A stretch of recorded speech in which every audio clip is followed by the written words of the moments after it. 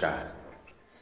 শ্রীমদ্ ভাগবত অষ্টম স্কন্দ তৃতীয় অধ্যায় সমুদ্র মন্থনের উদ্যোগ। সুখদেব বলে, শোনো ভগতনে প্রতি, এই রূপে দেবসহ ব্রহ্মা করে স্তুতি। অতঃপর ব্রহ্মা তবে হইলেন স্থির, ক্ষীরোদ হইতে হরি হলেন বাহির।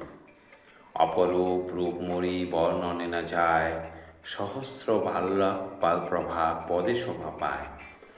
চারিহস্ত যেন উচ্চ সুমেরুর শির, মধ্যাহ্ন তপন সম তেজস্বী শরীর। দেবগণ নাহি পারে করিতে দর্শন, উজ্জ্বলে চক্ষুতে জ্বালা ধরিল ভীষণ। বিধাতা শঙ্কর শুধু পারিল দেখিতে, অলৌকিক জ্যোতির মধ্যে যেন মরু মরকেতে। পীতবাস পরিধানে আরক্ত নয়ন, মুখ ভুরু অতিশয় সুন্দর দর্শন।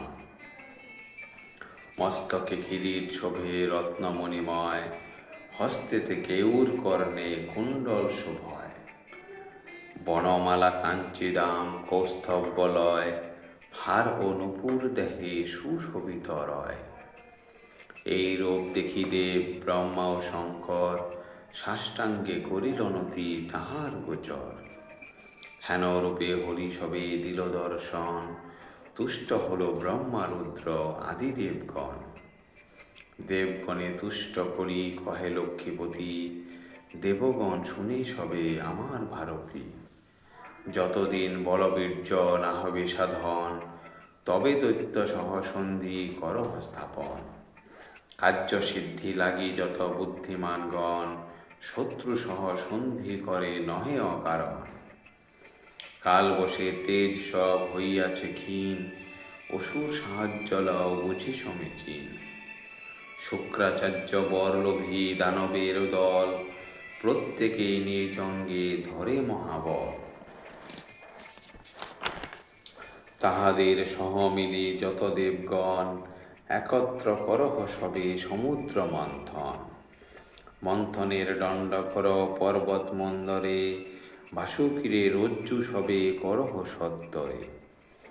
দেবদৈত্য মিলে বহু করিলে মন্থন, হইবে অমৃত লাভ লক্ষ্মীর দর্শন। প্রথমে কালকূট হইবে প্রচার, দয়া করি রুদ্র তাহে করিবে আহার। গরল হইলে নাশ হবে সুধাময়, অমৃত উদ্ধার হবে কহিনু নিশ্চয়। এত কহি তিরোহিত হন নারায়ণ, সকলে করিল চেষ্টা করিতে মন্থন। দানবের রাজা বলি আছিল তখন, তাহার নিকটে গেল যত দেবগণ। বিরিঞ্চি শঙ্কর গেল আপনার ঘর, ইন্দ্রাদি সকলে যায় দৈত্যের গোচর। নিরস্ত্র দেখিয়া দেবে যত দৈত্যগণ, মারিবারে যায় লয়ে শতপ্রহরণ। দৈত্যরাজ বলি সবে করিল বারণ, বুঝেন সমস্ত বলি কার্য ও কারণ। স্বগৃহে আগত দেখি সর্বদেবগণ, বলি করে সকলের চরণ বন্দন। বলির যতনে তুষ্ট হয়ে দেবগণ, ইন্দ্র তাহে সম্বোধিয়া কহিলা বচন। সুরাসুর বটে মোরা কিন্তু হই ভাই, বৃথা আর বিবাদেতে প্রয়োজন নাই। উভয়ে মিলিয়া করি ব্রহ্মাণ্ডে বিহার, বন্ধুত্ব করিয়া নাসি বৈরী ব্যবহার। সুরপতি বাক্য শুনি কন দৈত্যপতি, তব বাক্যে কভু মোর নাহি ভিন্নমতি। তুমি দেব শ্রেষ্ঠ আজি তোমা আমার ভবন, পবিত্র করিলে নিজে করি পদার্পণ। আজি হতে সুরাসুরে বন্ধুত্ব স্থাপন, অবশ্য হইল ইন্দ্র কহিনু বচন। বলির সম্মতি শুনি তবে সুরপতি, কহিতে লাগিল পুনঃ সুমিষ্ট ভারতী। এক কার্য কর বলি হয়ে এক মন, হইবে অমর যাহে মোদের জীবন। ক্ষীরোদসাগরে আছে অমৃতের ভার, দেবাসুরে মিলি চল করিব উদ্ধার। মন্থনের দণ্ড কর পর্বত মন্দরে, বাসুকিরে রজ্জু কর সবার গোচরে। একদিকে অসুরেরা করিবে ধারণ, আর দিকে ধরিবে যত দেবগণ। বাসুকি বন্ধনে গিরি করিয়া ধারণ, উভয়ে মিলিয়া করি সমুদ্র মন্থন। মন্থনে উঠিবে যাহা অমৃতের ভার, করিব সমানভাবে সকলে আহার। ইন্দ্রের বচন শুনি তবে দৈত্যেশ্বর, হইলেন অতিশয় আনন্দ অন্তর।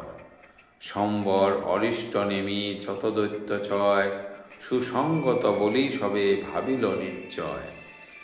দানব অমর হবে অমৃতের পানে, ইহাপেক্ষা সুখ আর কিবা আছে প্রাণে। এত ভাবি দৈত্যেশ্বর ডাকিল দানবে, দৈত্যের আজ্ঞায় হল উপস্থিত সবে। পৌলম কালের আর নামেতে সম্বর, ত্রিপুর অরিষ্ট নেমি দানব প্রবর।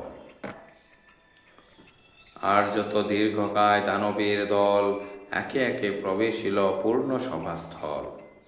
সবারে সম্মতি তবে কন দৈত্যেশ্বর, বন্ধুত্ব করহ সবে সহিত অমর। রহিবে বন্ধুত্ব আজি হতে যত দিন, থাকিবে উভয়ে হয়ে বিষম্বাধীন। বহু ভাগ্য বলে আজি ইন্দ্র মহাশয়, ধন্য কইল প্রবেশিয়া আমার আলয়। সকলে মিলিয়া ইন্দ্রে করহ সম্মান, উহার আজ্ঞায় সবে রত কর প্রাণ। সুরাসুরে শঙ্খ হল করিয়া শ্রবণ, সবে মিলি সবাকারে করে আলিঙ্গন। দেবাসুরে আলিঙ্গন হল সমাপন, কহিল সবারে ইন্দ্র করি সম্বোধন। অমর হইতে যদি চাহ দৈত্যগণ, আমাদের সহ তবে করহ মিলন। সবে মিলি চল করি সমুদ্র মন্থন, অমৃত উঠিলে মোরা করিব গ্রহণ। ইন্দ্রের বচনে তবে উঠি দৈত্যপতি, সবারে কহিল শীঘ্র আপন সম্মতি।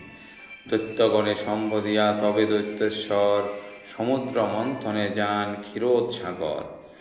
সুবোধ রচিল সুখে ভাগবত গান, ভক্তিযুক্ত হয়ে শোনে যত পুণ্যবান। ইতি সমুদ্র মন্থনের উদ্যোগ সমাপ্ত।